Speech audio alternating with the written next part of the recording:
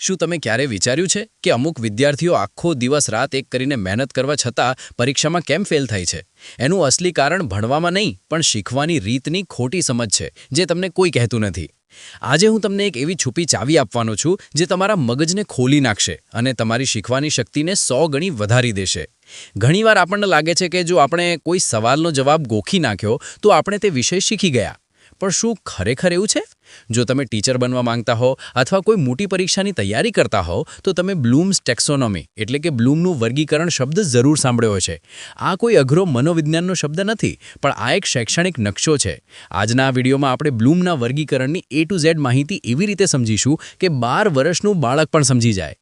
આપણે જાણીશું કે આ વર્ગીકરણ કેમ બન્યું, તે શું છે અને 2001માં એમાં એવું તો શું ફેરફાર થયો કે આખી દુનિયાની સ્કૂલો બદલાઈ ગઈ. આ વિડીયોના અંત સુધીમાં તમે સમજી જશો કે હોશિયાર વિદ્યાર્થીઓ કેવી રીતે વિચારે છે, શિક્ષકો કેવી રીતે પ્રશ્નપત્ર સેટ કરે છે અને ટીટ, ટેટ કે જીપીએસસી જેવી પરીક્ષામાં આના પર આવતા દરેક સવાલનો જવાબ તમે ચપટી વગાડતા આપી શકશો. ભણવાની આ સફર શરૂ કરતા પહેલા ચાલો જાણીએ કે આ પદ્ધતિ પાછળ કયું મગજ હતું. અમેરિકામાં એક માણસ હતા, બેન્જામિન બ્લૂમ. તેમનો જન્મ 1913માં થયો હતો અને 1999માં તેમનું અવસાન થયું. તેઓ શિકાગો યુનિવર્સિટીમાં શિક્ષણશાસ્ત્રના પ્રોફેસર હતા. બ્લૂમ સાહેબને એક વાત હંમેશા ખૂંચતી હતી કે આપણી શાળાઓમાં પરીક્ષાઓ ફક્ત યાદશક્તિની કસોટી કેમ છે? તેમણે જોયું કે વિદ્યાર્થીઓ ફક્ત હકીકતો યાદ રાખે છે અને પેપરમાં લખીને ભૂલી જાય છે. બ્લૂમને લાગ્યું કે અસલી ભણતર તો એ છે કે વિદ્યાર્થી તે જ્ઞાનનો ઉપયોગ કરીને કંઈક નવું વિચારે. તેથી 1948માં અમેરિકન સાયકોલોજીકલ એસોસિએશનની એક મીટિંગ મળી. ત્યાં 34 જેટલા મોટા શિક્ષણશાસ્ત્રીઓ ભેગા થયા. તેમણે નક્કી કર્યું કે આપણે શિક્ષણના ઉદ્દેશોને એક ક્રમમાં ગોઠવવા જોઈએ. આ સમિતિના લીડર બન્યા બેન્જામિન બ્લૂમ. સતત 8 વર્ષની મહેનત અને ચર્ચાઓ પછી 1956માં તેમણે એક માળખું રજૂ કર્યું, જેને આજે આપણે બ્લૂમનું વર્ગીકરણ કહીએ છીએ. તમને થશે કે આ ટેક્સોનોમી વળી કેવો શબ્દ છે? આ શબ્દ ગ્રીક ભાષામાંથી આવ્યો છે. ટેક્સિસ એટલે લાઇનસર ગોઠવણ અને નોમોઝ એટલે નિયમ. એટલે ટેક્સોનોમીનો સાદો અર્થ થાય નિયમ પ્રમાણે કરેલી ગોઠવણ. જેમ આપણે કબાટમાં કપડાં લાઇનસર ગોઠવીએ છીએ જેથી જ્યારે જરૂર પડે ત્યારે તરત મળી જાય, બસ એમ જ બ્લૂમે ભણવાના ઉદ્દેશોને ગોઠવ્યા. બ્લૂમ અને તેમના સાથીઓએ કહ્યું કે શિક્ષણના ઉદ્દેશોને 3 મુખ્ય ક્ષેત્રોમાં વહેંચી શકાય છે. આને આપણે 3H ફોર્મ્યુલા કહી શકીએ. પહેલું છે હેડ એટલે કે મગજ, બીજું છે હાર્ટ એટલે કે હૃદય અને ત્રીજું છે હેન્ડ એટલે કે હાથ. આ ત્રણેય માટે મનોવિજ્ઞાનમાં મોટા નામ છે: જ્ઞાનાત્મક ક્ષેત્ર, ભાવાત્મક ક્ષેત્ર અને ક્રિયાત્મક ક્ષેત્ર. જ્ઞાનાત્મક ક્ષેત્ર, ભણવાની અસલી સીડી. ચાલો સૌથી પહેલા જ્ઞાનાત્મક ક્ષેત્રને ઊંડાણપૂર્વક સમજીએ. આ ક્ષેત્ર સીધું તમારા મગજ સાથે જોડાયેલું છે. બ્લૂમે તેને 6 ભાગમાં વહેંચ્યું છે, જે પિરામિડ જેવું દેખાય છે. આને સમજવા માટે આપણે ગાડી ચલાવવાનું ઉદાહરણ લઈએ, જે તમને ક્યારેય નહીં ભૂલાય. સૌથી નીચેનું પહેલું પગથિયું છે જ્ઞાન. આ સૌથી સરળ સ્તર છે. અહીં તમારે ફક્ત માહિતીને મગજમાં ભરવાની છે અને યાદ રાખવાની છે. ગાડીના કિસ્સામાં તમને ખબર હોવી જોઈએ કે આને સ્ટિયરિંગ કહેવાય, આને ગિયર કહેવાય અને આ બ્રેક છે. જો તમને આટલું યાદ છે તો તમે પહેલા લેવલ પર છો.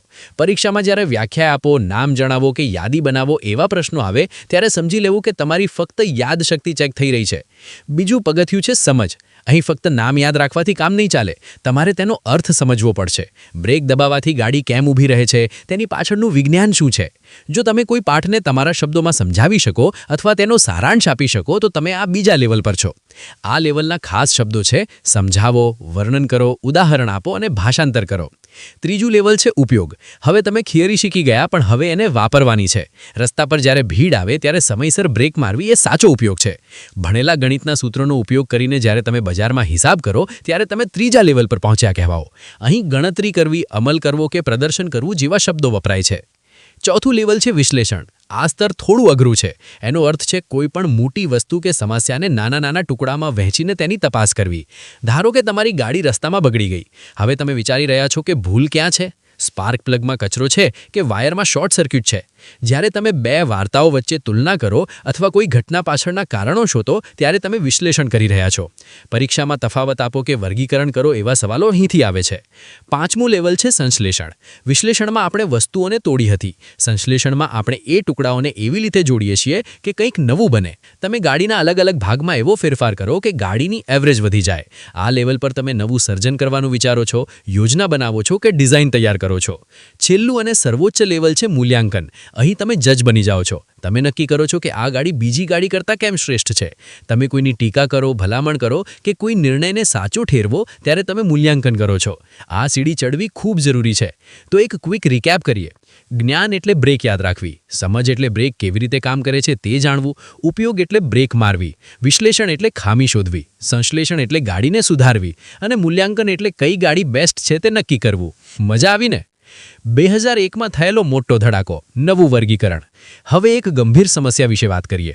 આપણું શિક્ષણ વર્ષો સુધી ફક્ત પહેલા લેવલ પર જ અટકી ગયું હતું, પણ સમય બદલાયો અને બ્લૂમના જ એક તેજસ્વી વિદ્યાર્થી લોરિન એન્ડરસન અને ડેવિડ ક્રેથફોલે 2001માં આખી સીડી જ બદલી નાખી.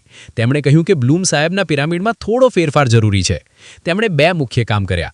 પહેલું એ કે તેમણે બધા નામોને સંજ્ઞામાંથી ક્રિયાપદમાં બદલી નાખ્યા, જેમ કે જ્ઞાનના બદલે યાદ રાખવું. આનાથી એ સાબિત થયું કે ભણવું એ કોઈ સ્થિર વસ્તુ નથી, પણ સતત ચાલતી પ્રક્રિયા છે. બીજું અને સૌથી મોટો ફેરફાર એ હતો કે તેમણે છેલ્લા 2 પગથિયાની અદલાબદલી કરી નાખી. જૂના પિરામિડમાં મૂલ્યાંકન વિડીયોમાં આગળ વધતા પહેલા એક ખાસ વાત. જો તમે ટેટ કે ટાટની તૈયારી કરતા હો તો અમારું આ મટીરિયલ તમને પરીક્ષામાં ખૂબ જ ઉપયોગી થશે, જેની લિંક નીચે ડિસ્ક્રિપ્શનમાં આપેલી છે. તો અત્યારે જ ત્યાં ક્લિક કરીને ચેક કરી લો.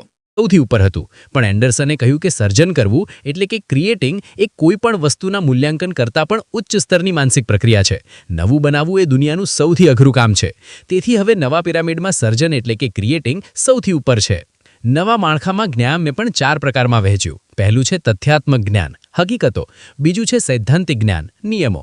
ત્રીજું છે પ્રક્રિયાત્મક જ્ઞાન, કોઈ કામ કેવી રીતે કરવું તે. અને ચોથું સૌથી મહત્વનું છે મેટાજ્ઞાન. મેટાજ્ઞાન એટલે કે તમને ખબર હોવી જોઈએ કે તમે પોતે કેવી રીતે શીખો છો. જો તમને ખબર છે કે તમે સવારે વાંચવાથી જલ્દી યાદ રાખી શકો છો, તો તમારી પાસે મેટાજ્ઞાન છે. આ દુનિયાનું સૌથી શક્તિશાળી જ્ઞાન છે. ભાવાત્મક ક્ષેત્ર, તમારા દિલની વાત. હવે વાત કરીએ બીજા ક્ષેત્રની, જે છે ભાવાત્મક ક્ષેત્ર. આનું વર્ગીકરણ ક્રેથફોલે 1964માં આપ્યું હતું. આ ક્ષેત્ર તમારી લાગણીઓ, રુચિ અને વલણ સાથે જોડાયેલું છે. ઘણીવાર આપણને લાગે છે કે જો મગજ તેજ હોય તો આપણે બધું જ શીખી જઈશું, પણ જો કોઈ વિષયમાં દિલ જ ના લાગે તો? ધારો કે સ્કૂલમાં પર્યાવરણ બચાવવાનો પાઠ ચાલી રહ્યો છે. પહેલું સ્તર છે ગ્રહણ કરવું. તમે ટીચરની વાત ધ્યાનથી સાંભળો છો. બીજું સ્તર છે પ્રતિભાવ આપવો. તમે ઉત્સાહમાં આવીને સવાલ પૂછો છો. ત્રીજું સ્તર છે મૂલ્ય ગ્રહણ કરવું. હવે તમે પોતે નક્કી કરો છો કે હું ક્યારેય કચરો નહીં ફેલાવું. ચોથું છે સંગઠન. તમે તમારા મિત્રોનું ગ્રુપ બનાવો છો. અને પાંચમું છે ચારિત્રીકરણ. હવે તમે ક્યારેય કોઈને કચરો ફેંકતા જુઓ તો તમે તેને રોકો છો, કારણ કે હવે સ્વચ્છતા તમારા ચરિત્રનો અને સ્વભાવનો ભાગ બની ગયો છે. સાચું શિક્ષણ એ જ છે જે તમારા ચરિત્રને બદલે. ક્રિયાત્મક ક્ષેત્ર, શરીર અને કૌશલ્યનો સંગમ. ત્રીજું ક્ષેત્ર છે ક્રિયાત્મક ક્ષેત્ર. આનું વર્ગીકરણ સિમ્પસને 1972માં આપ્યું હતું. આ ક્ષેત્ર હસ્તકલા, રમતગમત કે કોઈ પણ શારીરિક કામ સાથે જોડાયેલું છે. આમાં 7 સ્તરો છે. ચાલો કમ્પ્યુટર ટાઈપિંગના ઉદાહરણથી સમજીએ. પહેલું પ્રત્યક્ષીકરણ. તમે કોઈને ટાઈપ કરતા જોઈને અવલોકન કરો છો. બીજું તૈયારી. તમે કીબોર્ડ પર હાથ મૂકીને તૈયાર થાવ છો. ત્રીજું માર્ગદર્શિત પ્રતિભાવ. શરૂઆતમાં તમે ટીચરની મદદથી ધીમે ધીમે અક્ષરો શોધો છો.